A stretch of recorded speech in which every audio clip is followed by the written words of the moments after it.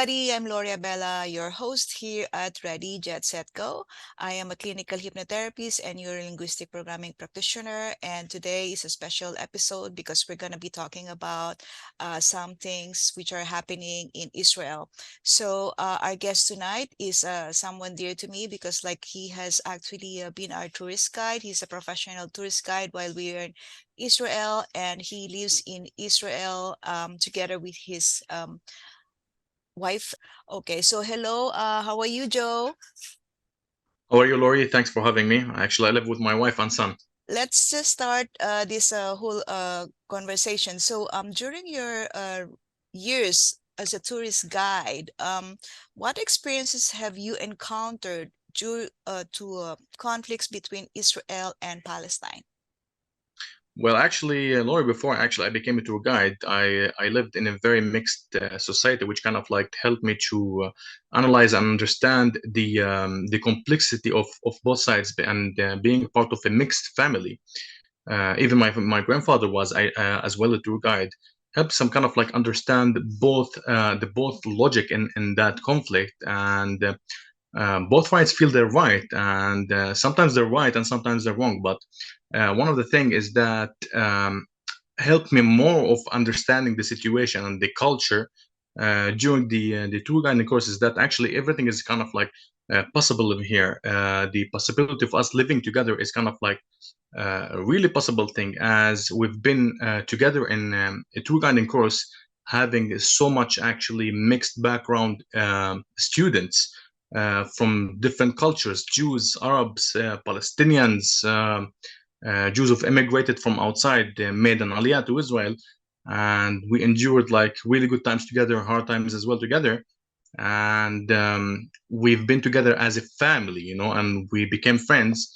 And if that worked during that course, which means actually there is a possibility that uh, we could actually live together as a mixed society in here. And that's what's the beautiful thing about this country, or what could be the most beautiful thing about it: the mosaic, the different kind of culture, all of us together. Okay, so considering what's happening now, how do hotels, tourists, transportation, and guides prepare for unforeseen violence? Because we lived in an area that's so much conflict, it became kind of like it's something that you put in the head. What if something happens? So most of the time we're all like in connection and in contact with first of all the tour company, that is also in contact with the Ministry of Tourism, uh, and also that as you have seen, unfortunately, with the violence interrupted in the country, we have been also guided by the Ministry of Tourism with instruction on what to do with the tourists and etc. 1, 2, 3, 4. And even sometimes, because like you're on a tour, for example, with the tourists, and you never know what you're gonna expect. For example, I used to lead tours in Nablus. It's a beautiful. It could be like one of the most beautiful actually areas, and especially if you visit the old city, the culture. There is also as well beautiful people over there, but unfortunately, after like civil attacks on Israel, and then we had like military raids on Nablus, we start, analyzing and trying to follow the news of when could be, and like we're expecting like military raids, and sometimes we have like we have like spokesmen with the army. We try like to ask if there's something, and sometimes not all of the information could be shared, but if we feel that there is danger, we never take the group over there, because most of all, and the most important thing is the safety of our groups. But God forbid, since something happens in the country itself, we already like have some kind of like back plan of what to do it exactly, how to actually put them in safe places. If there is a nearby hotel, we make sure that there is actually a shelter that they can be actually protected. And as well, as I said again, the Ministry of Tourism, and then also we could be also in contact with their embassies in case like there is an evacuation that like needed to be done. I was just wondering, are there shelters in hotels? Because obviously they're the ones who have a lot of people and they're tourists. Well, of course, there is shelters everywhere in Israel. I think it's also part of the regulation. Even when you actually make a building project, or like even like in homes, you have to have shelters. Because we live in an area have so much actually wars, unfortunately. Okay. So aside from job scarcity, What concerns prevail in the tourism industry during these challenging times? It's something. It's kind of like, as I said, we kind of like expect these things, and the problem is sometimes we don't know how long it's gonna take. If it's the month, then most of the people who works in that industry, they're going to be off work. And the problem is, it's like, one of the major things in Israel and Palestine as well. One of the major jobs is actually the tourism industry, because in here we don't have like natural sources, we don't have anything at all, but we have like, in Israel they have the high tech, and in both actually territories we have the tourism industry, so it's one of the major things. And if like, one actually like, if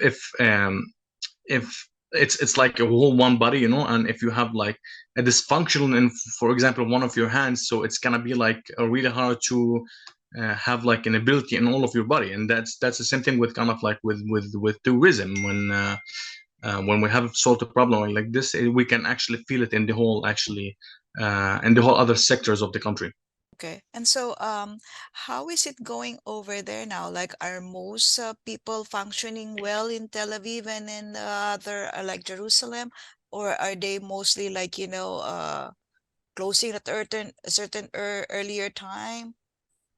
There is some, actually. I've been out to buy some, groceries, and some things that we need for home, because, as I said again, we don't know how long this war it's gonna take. Maybe it's gonna escalate. So we try as people in here to do our best to be ready for what unexpected. So I've been out the house to buy some things, some needs for the house, and some shops are open, but you don't see that movement you used to see it before. Actually, before the war, I posted even like a sad video, and of one of actually the major touristic streets in Jerusalem, on Facebook. It's Jaffa Street, and it was empty of people. Usually on these days, it's packed with thousands of people, and you can actually feel the fear. Now, most of the conflict, as you hear, even in the news, it's more in the south. Um, uh, the also the rockets are like kind of like they've been launched everywhere, but at the same time, it's more focused on the south. And although like in here we don't have the same kind of like, um, let's say like the same kind of like range of danger, but it's still, you can feel the atmosphere of fear between the people. Looking from the perspective of an Armenian Israeli, how do you plan to discuss the current events with your guest once tourism resumes? It's one of the first even major questions, like, tourists would ask us, because like even if they come here for a different purpose, especially for pilgrims, and they're curious about the conflict. Listen, I think we have a great potential as Israelis and Palestinians, and as I said again, I saw it from my family because I come from a very mixed background. That there is a possibility of actually living together, and this country could be one of the most greatest, and it have a great potential. We have great nations, and I think all we need is trust in each other, and as well, build this trust is gonna take, it's gonna take some time, but there is a chance, and we could be one of the greatest in the world, one of the greatest countries. Um, but as well, in order to do that, I think we have to understand that all people need to be actually treated here equally, and that's one of the things. I think a lot of things have to be changed, and maybe we could actually start with the educational system, on both sides, teach the people that we should actually live together, because, Lorii, there's no other way. Neither we just continue this conflict, or neither we kind of finish it. Look at, for example, United States. You have so different actually people living together, different cultures, and we can have it as well here. There is a possibility of having this kind of like mosaic. But as I said again, in order to do so, we need to give all of their people, their rights as equal citizens. Yeah. And so, how about the family members of your wife? Are they constantly checking in with you? Because I'm sure they're concerned. Of course, actually, they're in constant actually contact with my wife, and as well, my wife, she's a journalist, so she has been actually covering the news, and I can see her stress, and she's also been in contact with some of the families of the victims on the Israeli side. And as well, I've also have friends from Gaza who I've heard about the as well the tragedy that also they're facing, because of what happened. You have innocent people over here that have been targeted, and you have also innocent people over there. And unfortunately, sometimes, like, most of the people who pay the prices are the innocent. It is a total chaos, unfortunately, but I hope our readers from both sides, will find actually a way to make peace prevails. Okay, and so how about the other people in your community, like the Armenian community? Are they more solidifying now? Because like obviously we need you need each other's help, like to be protecting each other somehow. There is concerns. There is a fear also, especially among like the young people. I think they all want already, like, kind of like, as I said, we've been living this on and off, and this conflict have been like kind of like forever. We're talking about like more than 70 years of the conflict. I don't want to go back even to history. That's not the point, but some people unfortunately got used to it, and the young ones, they think that maybe there is no hope for it. So one of the actually the solution for them, that, or maybe what they think, is that immigrating outside the country. And I don't think that's the solution. I think we should stick in here and we try to build actually a better place, and there's a possibility to do it. But if I want to talk about also the on facts and on the ground, um, unfortunately, there have been also some kind of attacks on the Christian community and as well the Armenians by extreme Jews in the last actual past months, and we asked the government to take measures and steps to stop these kind of like racist attacks. There have been several videos showing, extremists trying to spit on priests on the holy places, and one of, for example, the ministers said, don't make a big deal out of it. It's just nothing.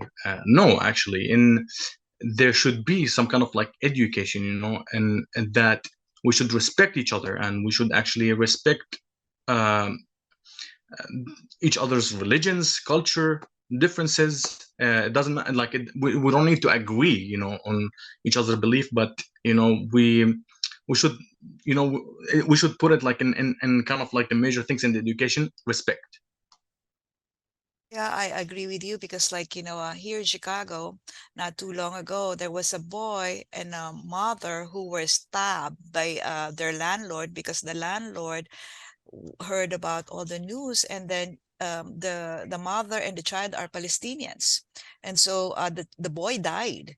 And so, like, the hate is everywhere, and so even though we're far away, and so like I agree that there should be some like a conversation so to make things peaceful. And so how about the probable participation of the other Middle Eastern country, like because obviously what news we hear over here is different from what news you hear over there.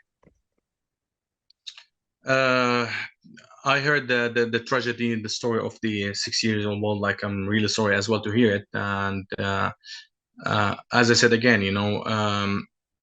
the problem here, the conflict, is that it's not actually solved since the beginning of what Israel calls it the Independence War, or what the Palestinian calls it the Nakba War, which is the conclusion and also the result of that war, that a lot of Palestinians, we're talking about millions, have emigrated or fled their lands and became refugees, and they could not actually return back to their lands, even according to the national law that allow people to return. Now that they've been compensated, so we're talking about millions living in refugee camps in Jordan, in Syria, and in Lebanon. And you're not talking about one or two. I think you're talking. I'm not sure about the latest statistics. We can check that out. But I think there's around like 6 million Palestinians outside, our territories, outside the Palestinian territories, or neither, like outside Israel as well. Um, and this could actually affect also the atmosphere around the countries that they live in, and even outside. And we have something in here in the Middle East that a lot of people, they don't understand, is that the culture in here, the people, they feel some kind of like, they feel that they are kind of like one people. So if you're talking about Palestinians, are you talking as well about Arabs?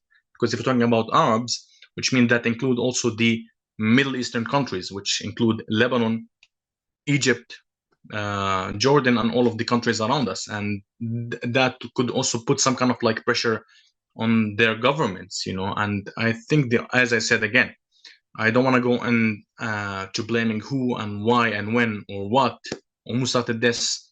There have been a tragedy on both sides, and I believe that the only solution, as I said again, is that neither we live in one country, or neither we could have a solution of maybe two countries, and all of the all of the people, Israelis and Palestinians, have their rights and live in dignity in this country. Yeah, that's the reason why I invited you, because you're multicultural. I could have invited somebody to be my guest, wherein just pro Jewish or pro Palestinian, but they're gonna be rough, because we want to be in the middle ground, because our objective is unity among people. So for those people who are watching, do you have any final thoughts to share? How can people help? I have no idea. I would love to, if I can actually share a story when I was 3 years old with my grandfather, who was the tour guide. He used to love to drink Turkish coffee at my grandmother's sister, and he took me with him on one of the days. And when I was with him, unfortunately, he made like a very strange sound. He was having a heart attack. Unfortunately, he died that day. Don't worry, I have no traumas, because at the beginning I couldn't understand what was happening. um, we lived in the old city, and during that incident, it took place actually in the old city, in the Armenian quarter. Um, During that day, I remember that we had all of these different cultures around. Sometimes there is actually invisible boundaries between the people. And sometimes even when you see your neighbor, you don't even say good morning, because, as I said, sometimes there is no trust. But we're trying actually to build that trust. And if you come like to these countries, like each year, it's changing, and now you have Arabs and Jews working together in different fields, and you can see them in hospitals, you can see them in supermarkets and cafes and several places. So, and going back to that story, I remember when he was dying, my grandma, the sister of my grandmother, actually came to the room, and she started actually screaming in all languages, in Armenian, in Hebrew, in English, in Arabic. And I also learned the first actually Hebrew word, Hatzilu, means help. And within 5 minutes, you have all people from everywhere from the old city, Muslims, Jews, Arabs, coming in to save that old man, which means, if humanity could actually move all of the people around to save that man, that means actually we have humanity inside us, and actually could help us, understand that we could live together as humans. Keep our faith in home, but let's actually bring respect and teach our kids how to actually respect each other and live in peace. That's the only solution.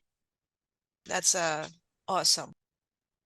If you are a travel enthusiast, or in the travel industry, we want to have you over here. Thank you so much again for joining us here, Joe. And then we'll see you again soon. You take care. Thank you. Thank you so much, Lorii. Thank you again. Thank you for having me.